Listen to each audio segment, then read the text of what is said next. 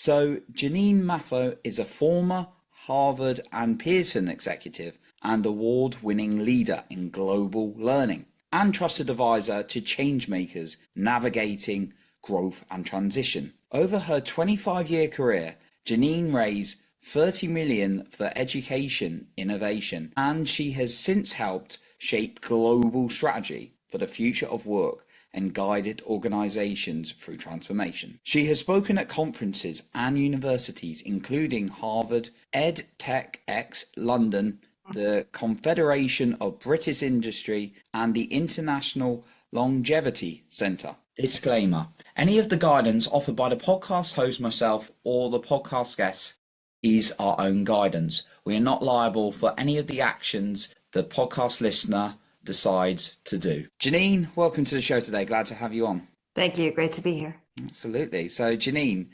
there's so many things I'm excited to dive in today, but there was a phrase that I picked out when I was looking at your work, and it's this.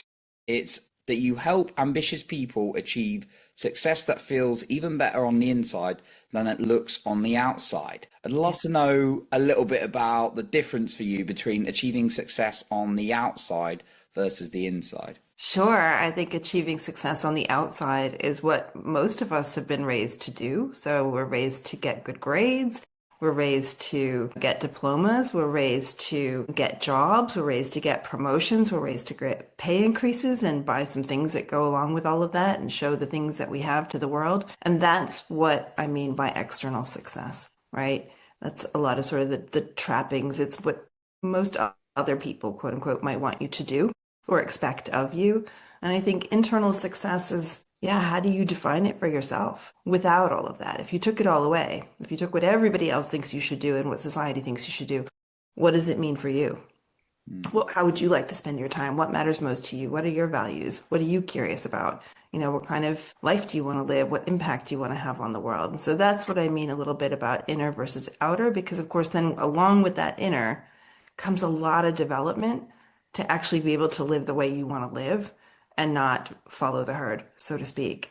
And I come at this from not just a coaching lens, but from a lens that, as I spend a lot of time rethinking how we develop humans in this day and age. I mean, most of us have been raised to live and perform well in a world that doesn't exist anymore. And so I think this idea of inner success is increasingly important. Yeah, so many pressures, right, on us to do certain things. And absolutely. So inner success, it sounds like for you is defining it for yourself, understanding your values and who you really are as a person. And doing then the inner work required to be that person, to allow yourself to be that person. And that's the hardest part sometimes, right? And I'd love to dive a little bit into your story, and feel free to kind of share whatever you feel called to. But I know you had a bit of a story of like working really hard, like it's like studying and then going into your career. At what point did it really kind of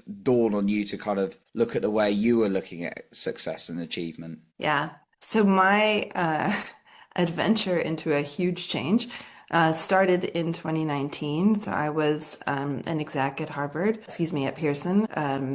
I had been leading global teams. I had actually 2 jobs at the same time. It was a pretty hectic lifestyle. My children were entering university or in university in the US. So it was a busy time, busy family life going between London and the US. And I would say, I was probably for several months really, really tired. Like I hadn't been sleeping. I'd led a number of reorgs. They were emotionally tiring. I was working really long hours, sometimes 7 days a week for long stretches. And I thought all of this was pretty normal, right? I'd done versions of that before, where you have to just work hard intensely for periods of time. But then in November of 2019, my mom was killed in a car crash, and I didn't have any extra space in my emotional self or in my brain to handle that, quite frankly. That was really, really challenging. I went to the US, I did the funeral, I took the 5 days or the week off, I buried my mother, and I came back to work. And I made it through Christmas and New Year's with the kids. And then January 6, 2020, I just couldn't get up. I hadn't slept in about 9 weeks at all. I was still bereaved. I was trying to work. I was trying to do what everybody else needed me to do. actually. And what I really needed to do was stop. So I did. I actually was signed off work by my GP and spent the first, I mean, it was like withdrawal from work, really, actually. But, in that time, so many questions came to me. And I was listening to one of your other guests from a couple episodes back, and they had a similar experience when their mother died. And I hadn't heard of another person having that experience. I was curious about that. But so I had all these questions that came into my mind, like, who are you without the title and the affiliation? Like, what does success really mean to you? What do you want to spend your days doing? Because to be honest, being off work was the hardest thing I'd ever done. I'd had a job since I was 14. That's all I really knew how to do. Mm. So being off work I was supposed to be, enjoying and benefiting from counseling, which I was, and, support from my GP. But honestly, it was awful because I didn't really know who I was if I wasn't at work. So those questions of external success, internal success, those all started to come together around that time. Quite a journey, it sounds like. I don't wish it on anyone, but it did turn out well. Mm. Yeah, absolutely. Yeah. No, I love it. Love it, and then love your, what you're doing now to kind of help people kind of look at the way they look at success now. So your book's called, your latest book, Live Your Opus. I'd love to know about the title of that and how that is created. Yeah, that came to me because so an opus is a word used in music usually, but also in other creative pursuits, and it's like a masterpiece, right? And it came to me because there were people that I interviewed as I was working on the book who were building really interesting lives that were so unique, that were clearly all about what they were interested in, and the courage and the inner work that they'd done, some of them, to be able to do that. I just found it so exciting. And so the word opus kind of came up in my mind in conversation, and it stuck because it felt like, wow, like we do each have this opus, this life that we get to create. But if you think of it as an opus and you think of it as a masterpiece, and I don't mean like in a lofty sense, right? But like this is mine to create. It gives you a sense of agency and a sense of responsibility. And also an opus is usually something that people create not as their first piece or their second piece or their third piece, but kind of later on. And so for me, I thought, well, this is kind of like we get a long time to do this, right? And so, or as long as we're here. And so took a little bit of that sense of urgency about all the things I want to get done now and said, oh, actually, I can spread them out. Like I'm working on my opus. I can think about this in a longer term mindset. And so, yeah, those are kind of two mindset shifts that come from that word. But I still really resonate with that word, and it's exciting to me how many others are resonating with it. I must admit, it's not a common word that I've come Not. across. No. It's not. It's not. To me, what it feels like is that you're in charge of the own creation of yourself rather than Yeah. what externally may have been given to you, and you can maybe recreate that multiple times if if needed. Absolutely, because we're each already doing, we're already living some kind of opus, we're already doing that, but we might not be doing that intentionally, Hmm. right? But it's sort of if we say, oh, if this life is my opus, then what do I want to create? Instead of maybe what do I want to do? Hmm. What do I want to create? And it's a different angle. And, it opens up, to me, that opens up so much more possibility because what do you want to do in a way kind of, it narrows a bit. Hmm. What do you want to do? What do you want to create? I love the high quality question. Yeah. That's a really good one. It's got me thinking. I After still think this. about, and it changes, right? But like that question for me comes back all the time. It changes, and we can grow with it. Yeah. It's a bit like building a body of work almost, except the body of work is your life and your work and your family, whatever else is in it, Hmm. layered. Hmm. What do you want to create? So I was wondering for like the individual because I think a lot of us can be so conditioned with like what other people want for us, or there's so much information going on in the world. It's like this person's by their jet and they're doing this on Instagram or whatever, or this person's doing this or that career look that side hustle looks amazing. And we're just like, so much information. For the person who's maybe lost in that or just conditioning, where can they begin? Like they're like, I have no idea who I am. Yeah, so I'll answer the question, but in the book I lay out. So the book is a different kind of book because it's actually really, sure, I share ideas and I share stories, but it's really about the reader and it's the person who's picked it up and it takes them on a 12-week journey. And it's a four-stage transformation process. And the first stage is connect. And the reason I say connect is first is because that's connection to ourself is the number one thing we need to feel steady in a world that's like what you just described, right? This crazy world we're in. So, and for most people, they're not connected to themselves. So, in that part of the book, you're able to spend a little time very briefly looking back on kind of who you've been, but also who you are today, what matters most to you, what you care about, and what the future might look like. But it's really coming back to yourself and to do that well in an everyday situation. So skip the book, but in an everyday situation is to just be with yourself. Like it could even just be, before you get up for work, if you set your alarm 5 minutes before that you normally get up, and just when it goes off, just lay there a minute, like just breathe and just be like, oh, like who, like here I am, like feel your toes. Like it seems so silly, right? Feel your fingers, but just like get in your body. Like, yeah, this is me, and that's just like a tiny way to start to connect with yourself. But just sometimes in there, I give myself a little pep talk because sometimes I don't want to get up too cozy under the covers, right? But just, yeah, this is going to be a good day, but just really connect with yourself. What do I need today? Is a question I like to tell people to ask themselves in the morning. What do I need today? Try to bring that into your day in some way, shape, or form. What do I need today? Connection's the first part. Yeah. And I guess that kind of helps people kind of get answers from there in terms of where they're going. Yeah, because there's so much to take us away from ourselves. Everything is external right now, social media and whatever you're doing in your job, and even most of the time, your friends and family, there's just all out. People will say, I'm thinking this, I'm going to go ask my friend, I'm going to go ask my family. Okay, ask yourself first. It's okay to ask your friends and your family, assuming that they are actually supportive and they're actually going to acknowledge what it is that you think you want and what your needs are and put you first in their thinking. But try to answer it for yourself first. Trust your own intuition almost, maybe. Yeah, trust yourself, trust what you know about you, because nobody else knows it, right? Nobody else knows it. How did you find the most effective way for building the relationship with yourself when you were going through your journey? I know there's many different tools out there, but I'd love to hear what you found useful. Yeah, I mean, it was such a process. And that's why ended up writing the book with a few Mm, things that worked most for me and I interviewed about 200 people over the course of several years, and I still talk to people about their experiences with change. I mean, I'll be really honest. Like I was a fast moving person. I still am, but I was allergic to stillness. So I remember my therapist gave me she wanted to move me into mindfulness, kind of what I just described here before you get up, but a little different.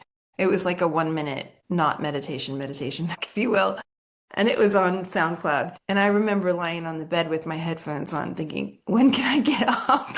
And it was literally 1 minute. And that was too long for me. So I know what it's like to feel like so kind of wired into your life. It is actually a process. I think and that's why I wrote the book so that it was a process over time, over 12 weeks, because you can't just be like, yeah, now I'm connected to myself in a day or in a mm. 5 minutes, but it is a process. So I think looking back, figuring out who you've been, what are some of the things that you've done in your life that you love about yourself in that moment. So not like what was your greatest accomplishments, but like what do you love about who you were in that moment?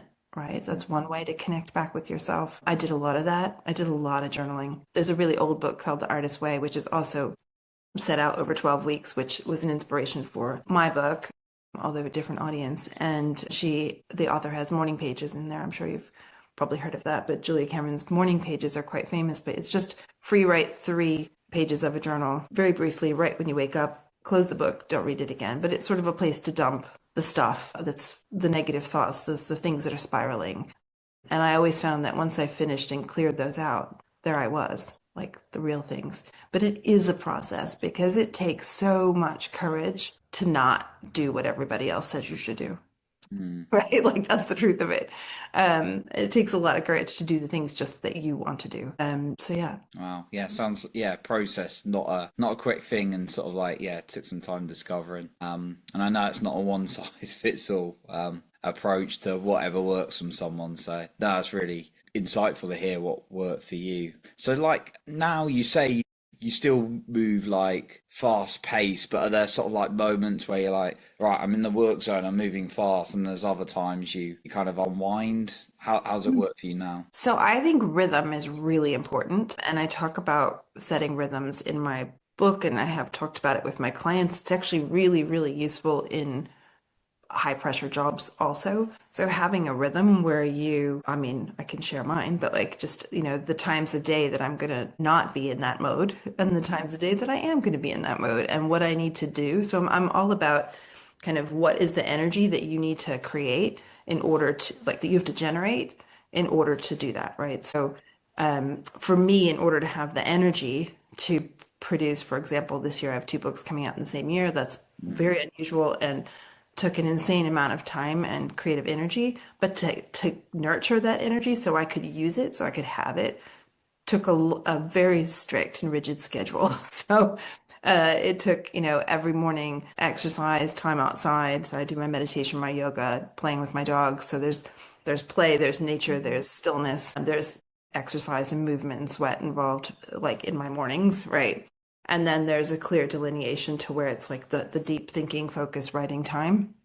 And I do, even people who have very busy jobs, when I look closely at the diaries, if they don't have that, we put it in. So whether it's a Friday afternoon for 2 hours, or like someone else I talked to earlier this week who's an entrepreneur, she needs some of it every day for different things. But so it's a combination of like finding your personal rhythm and then finding how you're going to structure your time so that you then can apply that energy in the way that you need to use it for work or whatever it is you're creating. So that deep thinking something you give most people. Like, Yeah. okay. Yeah, So it's many people are interesting. missing it. So many people are missing it. Literally almost everyone. So interesting. I'm listening to a program right now, and it's Bob Proctor going through Al Nightingale's like program, and he's talking about most of us don't think or don't schedule time to think. Yeah. And if people do, they just cancel it on themselves because, well, they're busy. Mm. That meeting came up, this came up. And so my rule is if something comes up, move it. Don't cancel it, right? Mm. Yeah, the deep thinking time is so important. And I think in the beginning, people are like, well, what am I going to use it for? I've run programs where I say to people, okay, well, set aside an hour or an hour and a half in the week, maybe 30 minutes on the weekend, an hour in the week. And here's what you're going to work on in the program. So here's what you need the time for. People are like, well, that won't take me all that time. Well, maybe not, but you're going to need the time to think. And at first, people aren't sure about that, but actually then they realize they need more time than I've suggested because I try to suggest the minimum.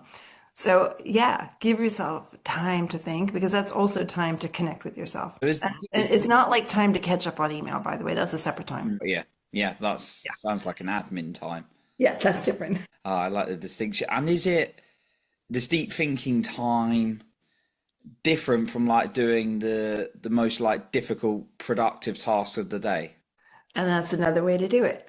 So yes and no, depends. Okay, yeah, I Depends. did, So yeah. yeah, there's similars. So they're similar. But I would say if you have to do the most productive task of the day, and that's not involving deep thinking time, because I would argue that you still need the other, right? So you Mm, need both. But for example, when I was working on a big project like writing a book, mm. I did have scheduled thinking time to think about writing the book or to like read something and reflect back on it. And I had scheduled writing time. Does that make sense? Yeah, yeah, it totally does. It's interesting. I had someone from a mastermind once tell me, and she had learned there's a lot of people like Elon. She didn't know Elon Musk, but like knew that his he kind of scared him like people like Jeff Bezos. They all had this thinking time. Yes. People who are like top of the, well, definitely top of the money tree, but top of their industry as well. And throughout history, actually. I Mm. mean, ironically, most of them have been men, but women do this too. Like most of the ones that we read about are men, and there are probably good reasons for that. But women, I encourage women to do this, and I think for women it's hard Mm. because we're used to taking care of others. But I mean, a very easy frame to think about is just if you're always working, or if you're always like doing the stuff you need to do in your life. That's kind of like being in it. So when is the time you're going to work on it? Different, right? So in versus on. I'm sure you've heard that before, but to me, that's a really easy shift. So like I might be like in the work, but when am I going to take a moment to say, let me think about it over here? Um, Yeah, it's easy to neglect. I've definitely been guilty of it. it's so easy to neglect, especially the way our world is, and it's really you have to have a bit of discipline, but also if it just becomes part of the rhythm, you find that like many things, you can't live without it. It's like when you know it's there and you respect it, you're like, oh, I can do this then. And then all of a sudden you have like all these things that you've put into that block. You're like, wow, I need more than that time. You start to come to rely on it. So even if it just starts with like an hour on a Friday, or if it's weekend, whatever, depends if it's about your job or it's about your life, right? And depends if you're an entrepreneur and your job kind of flows into all days of the week, or whether you have a more sort of typical job where it stays in the context of Monday through Friday. Yeah, again, different. Yeah, life's fitting your needs. Yeah. Is it so? Is it the same as the connection time, or are they separate, or can they be the same? I know you sort of mentioned it, but just I think they're separate. okay. Yeah, so they can be similar, but they're separate. To me, like thinking time is used to think about like what are big challenges you're working on, or what are big goals you want to like literally just think about how am I going to tackle this? Sometimes maybe you just want to read something. Maybe you want to like do it. Maybe you actually want to do a catch up with someone during that time. That's unusual, but because usually thinking time is not about somebody else. But yeah, it's really like unscheduled. It's scheduled so that you don't cancel it and don't miss it, but it's unscheduled in the sense that it's not for email, it's not for phone calls, it's not for what somebody else needs you to do for them going to the store. It's not, and it maybe isn't done on the run. Mm. It's done someplace where you can kind of just be, where it's a coffee shop, it's your car, whatever. A walk, maybe, Sure, can be a walk. Yeah. but not of your podcast and music playing. You and your mom. Always canceling headphones, maybe, but if it's safe. Yeah, I got you. Yeah, I'm just thinking like, yeah, practically how someone maybe do this. Is it kind of starting small in their day? You said like an hour. I don't know if that's kind of I like said the it minimum. an hour or two on a Friday afternoon is or whatever day is not as busy for you is usually easier. But I was talking to an entrepreneur this week and she really needs some of that time every day. So I think she's putting in about 2 hours every day because of where she is in the stage of her business. And if not, she just doesn't have any time Mm, that's not filled with tasks or client engagement or talking to people. So for her, she had to block some every day. But for most execs, that's not realistic, and for most people, that's not realistic. So I'd pick a day that's less busy than usual and put in a little time there. And you can start with I don't know 20 minutes. 30 minutes. mm, I know you'll need more. I mean, all of this stuff that we're talking about is because my thing is about like my work is on how do we develop people to live and perform well in this world. And like, let's face it, the world is changing fast, and most of us haven't been raised in a way or developed in a way that allows us to like to manage well, to lead ourselves well, right? It's a challenge. We kind of feel like we're on a hamster wheel a lot of the time. And so a lot of the techniques we're talking about are just different ways to, from a neuroscience point of view, it's about regulating your nervous system. It's like different ways to get it calm. mm, And for most people that I talk to, when I say, how do you want to feel like, I just want to feel calmer, and I also want to feel energized. I get that. And those are kind of two things, but the way to get to both of them is through deliberate practice. Like you're not just going to feel, I mean, you're going to feel like pepped up with some coffee, but you're not going to feel truly sort of energized at your core or calm at your core without being intentional about how you get there. mm, And in the book, I have an energy system in there, sort of an 8-point energy system, but it's built on the literature, which talks about how you need to nurture your physical, your mental, your emotional, and your spiritual energy to boost performance. And that's kind of the science behind it, which is not my science, but someone else's science. So mine's sort of built on that. And mine just says, like, you got to put some foundational things in place, what I call stability, and that includes time to connect with yourself, time to take care of your health, your sleep, your nutrition, kind of all those basics. And that helps you ground. Like that gets you kind of foundational base level of decent mental health, right? Decent self-esteem, mm, decent self-confidence. And then from there, It's about alignment, like understanding what your vision is for your life and where you're going, being able to focus in the present moment, be here, not in the future, even though you know where you're going, hold that steady, but be here. Mm. Talks a little bit about coherence, which is like it's harmony kind of between your actions and your values and making sure that where you're putting your energy and your time is what matters most to you. It's like where your vision is. And then there's endurance, and that's like pacing, you know? And so for me, like there's sort of three different levels. They're not sort of steps, if you will, even though I'm talking about them in that way, but it's more of like how are you fueling yourself for the life you want to live? And these periods of like a few minutes in the morning before you get out of your bed, like whatever it is, a half hour or 2 hours on a Friday afternoon, the whether it's your rhythm that you're setting up, you know, that, and even the time for productivity that you talked about, like the most important thing you need to get done, like all of those are different ways to sort of manage um, ourselves, right, truly, right? And to put what matters most first into our lives as sort of the building blocks so that when everything else comes happening around us, we're able to stay steady, right? So those are some of the foundational blocks. I like those, how to energize yourself in particular. Yeah. Because I know a typical cycle, and I've been caught in it many years, is the whole you go to work, you exhaust yourself, and then it's like partying at the weekend, and it's kind of like it's a very common one in the UK, and sort of repeat. It's like oh, I think we've all exhausted, done that. let's party, and it's just the continual cycle, right? But it's like, how are you going to energize yourself for creating the vision like that in the book? Yeah. And how you're gonna even, I mean, and if that's the life you want to live too, also great, because there's no problem with like working all week and going out all weekend if that's works for you. But if on Monday morning you're just like, I'm dragging, then it's not working for you. Mm.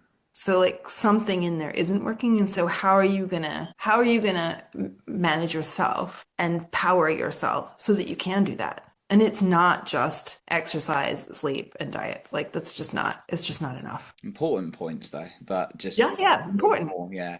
Yeah, yeah. How do like you kind of do you talk about like time management in the book, I guess?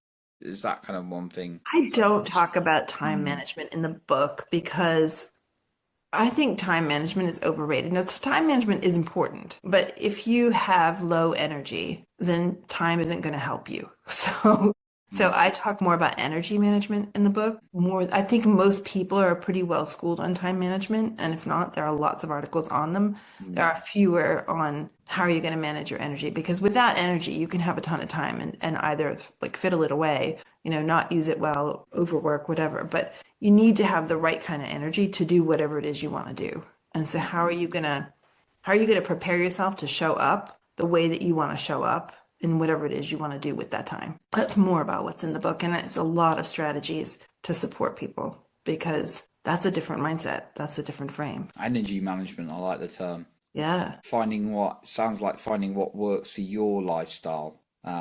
Yes. Because we're all different, right? Yes, and there's lots of sort of questions and sort of prompts and ways into that because lots of people will want the formula, but what works for me is not going to be the same as what works for somebody else. There's usually some variation of it, but it's all different, right? For somebody, and for somebody, the deep thinking time might be while they're swimming, not even just walking, right? It might be while they're swimming, and that might not be for me. And so, yeah, it's different for everybody. Finding your rhythm is just key, and that's in terms of what helps you stay calm, what gives you energy, which people give you energy, which, you know, how do you like to structure your day, and within the control that you have over your day, because we all have different amounts of control over how we can actually structure our time depending on our jobs and whatnot. How Mm. can you make it as much lean towards your favor as possible? I want to go when you talked about swimming there, like someone could be swimming. I'm not saying that's everyone. That's just an example. Yeah, Someone's yeah. I had an older client who not an older client, a client from the past who that was her thing. she likes swimming, deep thinking while she's Yeah. swimming.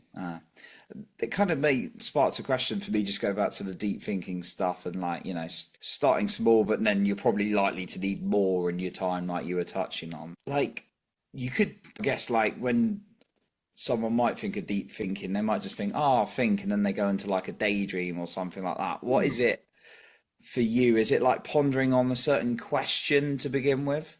So if I hear what you're asking, you're saying, how might you use focus time? Yeah, how might you use that deep thinking? I'm going to turn it back to you.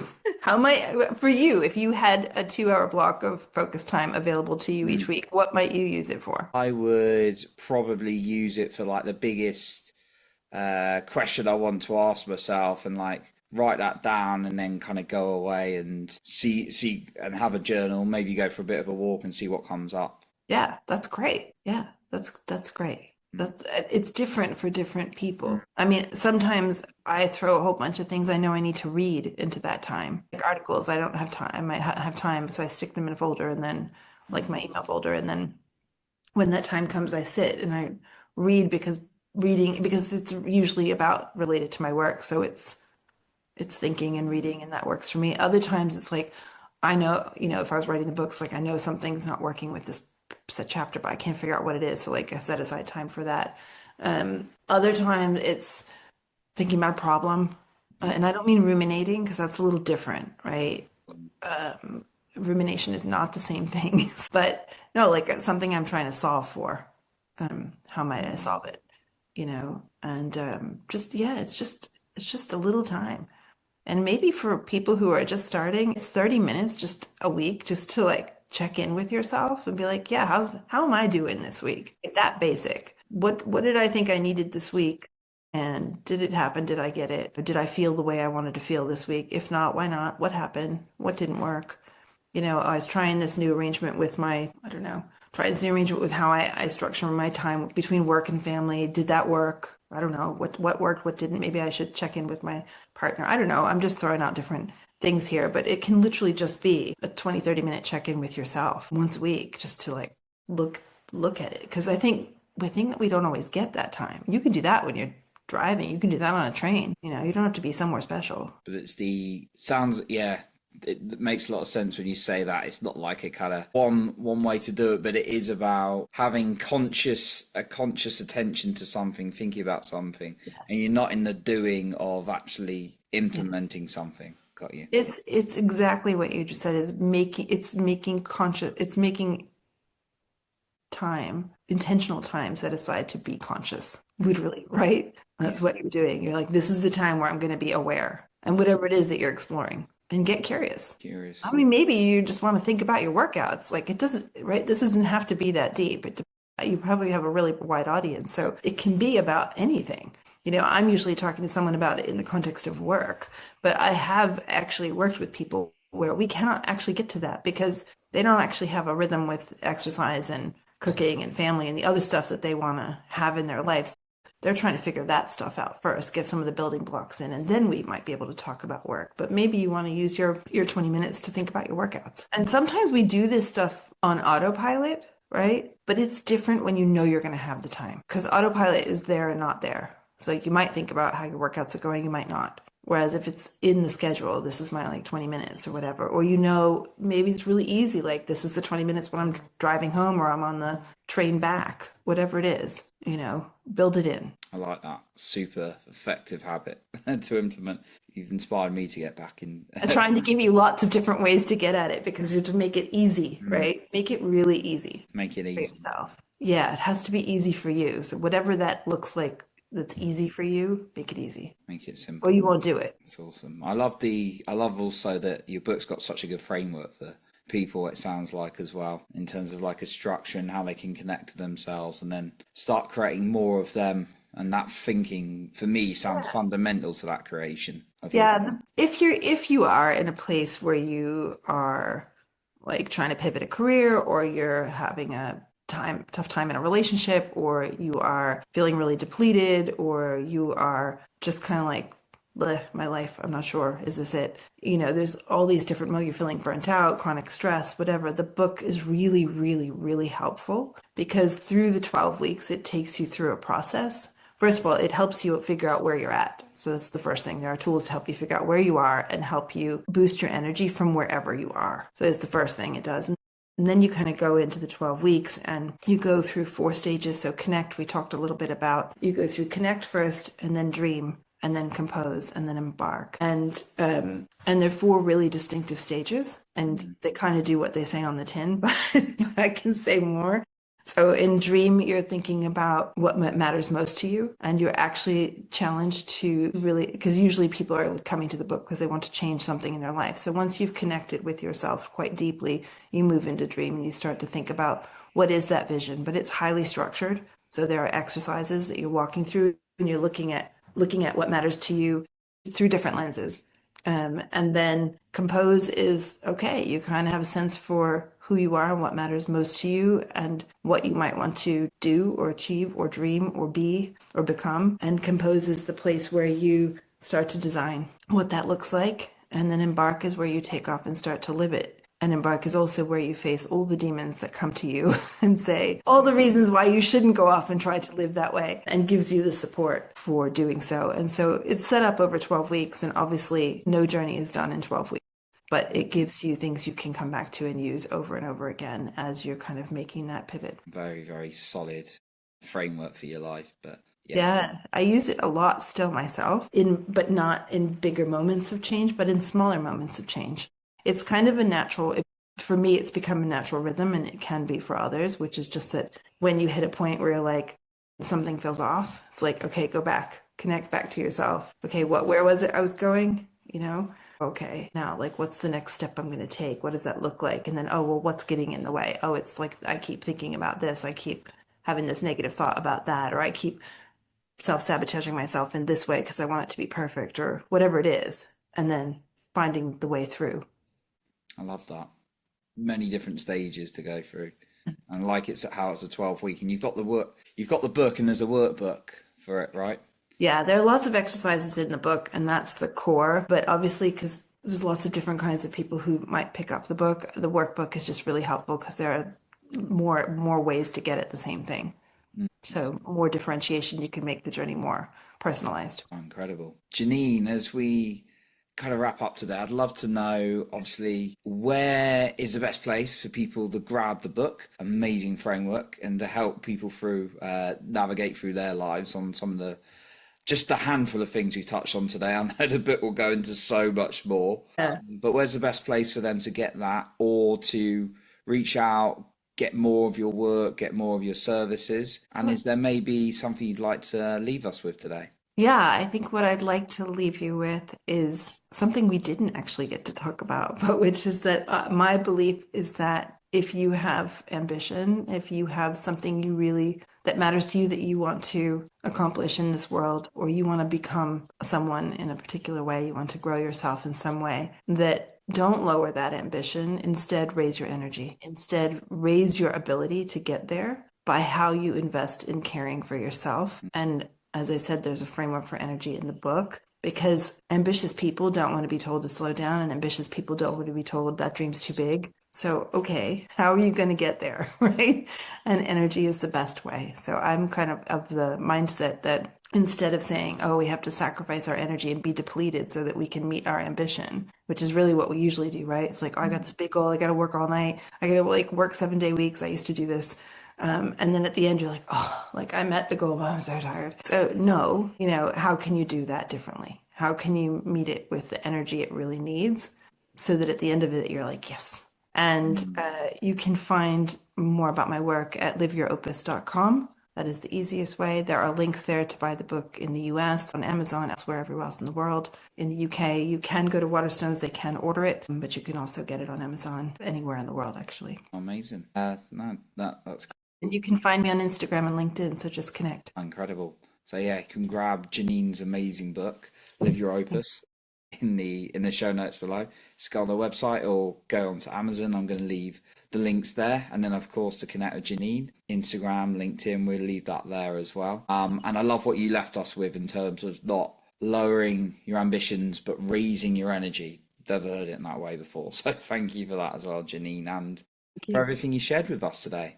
Thank you for having me, Johnny. Awesome.